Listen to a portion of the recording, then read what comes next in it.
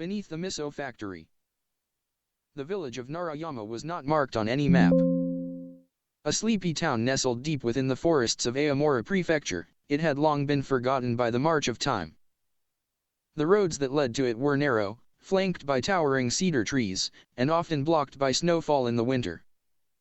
Cell signal didn't reach its winding streets, and only one bus arrived each day, leaving just as quickly as it came. Kaito, a 29-year-old freelance documentarian, had found the village through a footnote in a decades-old government registry. The entry was brief, mentioning that Narayama had once been home to the largest miso production factory in the region. There were no modern references, no tourism sites, no YouTube vlogs, not even Wikipedia entries.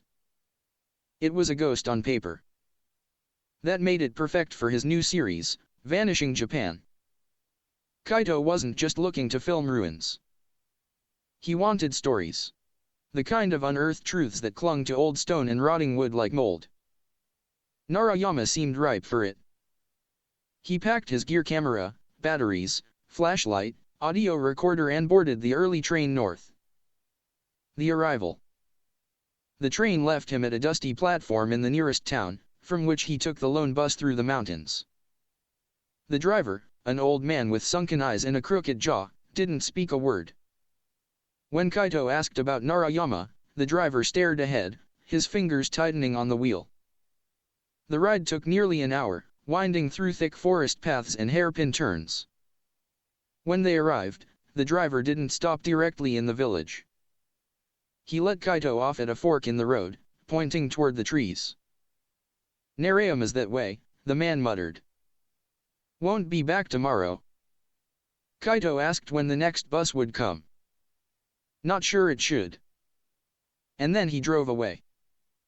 Kaito stood alone, the air heavy with the smell of moss and pine.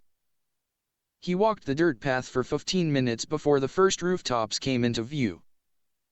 The village looked untouched by the 21st century wooden homes with tiled roofs, narrow alleys, and stone lanterns half swallowed by weeds. No people. No animals. Just silence. The factory. Kaito found the factory on the edge of the village, a monolithic wooden building with faded black paint and kanji carved above the sliding doors. Narashima Miso works purity through fermentation. Its windows were clouded, its beams sagging under years of snow and neglect. Yet, the place felt intact, as if it had simply paused in time, waiting for someone to return. He started filming. The inside smelled of earth and soy, a pungent, lingering scent that had somehow resisted decay. Thick wooden barrels lined the walls, sealed with ropes and marked with old red ink. In the center of the room stood a staircase leading down. Odd. The blueprint he'd found showed only one level. The stairs creaked under his weight. The air grew colder as he descended, each breath fogging before his eyes. When he reached the bottom, he found himself in a long corridor of stone. The ceiling was lower here, arched like a tunnel, with rusted sconces bolted into the walls. He turned on his flashlight. The corridor stretched deeper than the building above could possibly allow. His breath caught. There were symbols on the stone etched into the walls, floor, even the ceiling. Circles inside squares, lines connecting spirals, strange writing that resembled kanji but felt older. Wrong. And then he heard it. A low, wet thump. Like something shifting.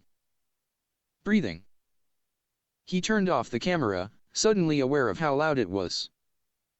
The red recording light vanished, leaving him in dim, trembling silence.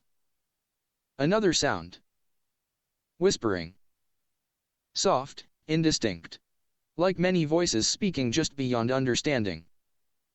He backed up, heart racing, only to find the staircase gone. There was only stone behind him. The descent. Panic took him fast. He ran through the corridor, calling for help, searching for any sign of an exit. The whispers grew louder with each step, overlapping, forming half-sentences and fragments of prayer. Then the corridor opened into a chamber. It was circular, its walls covered in the same strange symbols. In the center was a pit, ringed by hundreds of wooden miso barrels stacked like a shrine.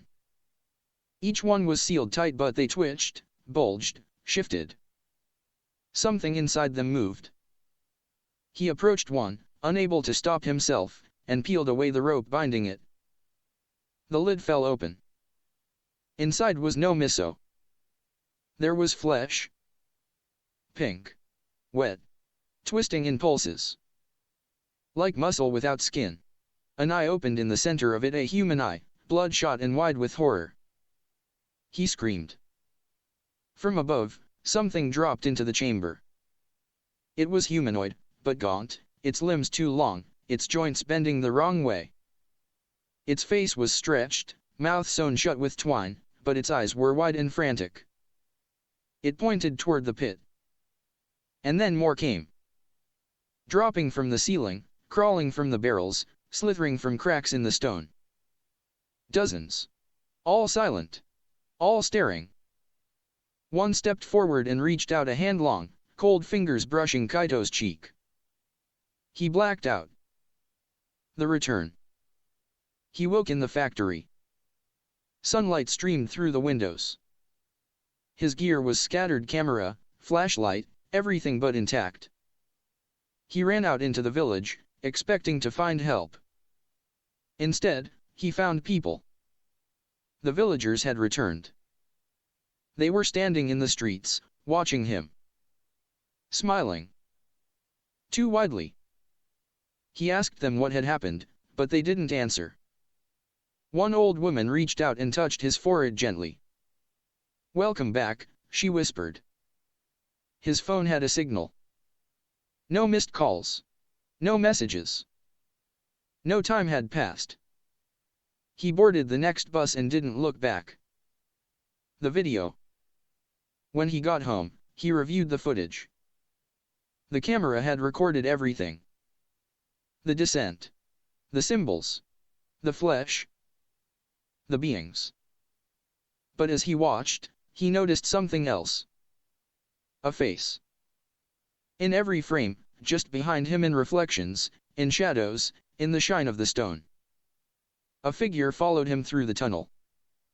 And now, when he looks into mirrors, it's still there.